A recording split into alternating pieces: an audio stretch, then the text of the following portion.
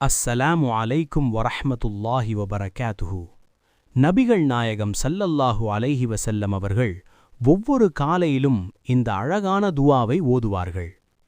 அஸ்பஹ்னா வ அஸ்பஹல் முல்கு லில்லாஹி வல்ஹம்து லில்லாஹி லா இலாஹ இல்லல்லாஹு வஹ்தஹு லா ஷரீக லஹு லஹுல் முல்கு வ லஹுல் ஹம்து வ ஹுவ அலா குல்லி ஷைஇன் கதீர். رب أسألك خير ما في هذا اليوم وخير ما بعدها وأعوذ بك من شر هذا اليوم وشر ما بعدها. رب أعوذ بك من الكسل وسوء الكبر. رب أعوذ بك من عذاب في النار وعذاب في القبر. பொருள்: அல்லாவின் கிருபையால் நாம் காலை பொழுதை அடைந்து விட்டோம். ஆட்சியும் அல்லாவுக்கே, புகழ் அனைத்தும் அல்லாவிற்கே. வணங்கப்படுபவன் அல்லாவை தவிர வேறு யாருமில்லை.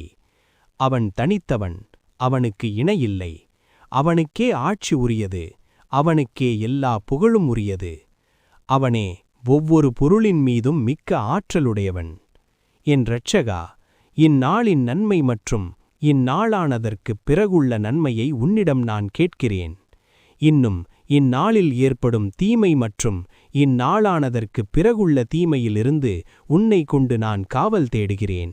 சோம்பலை விட்டும் மோசமான முதுமையை விட்டும் உன்னிடம் பாதுகாப்பு தேடுகிறேன்.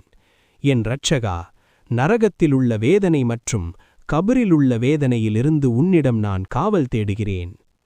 ஆதாரம்: முஸ்லிம் 5268. இந்த துஆவை தினமும் காலையில் சொல்லுங்கள். உங்கள் நாள் அல்லாவின் பாதுகாப்பில் இருக்கும்.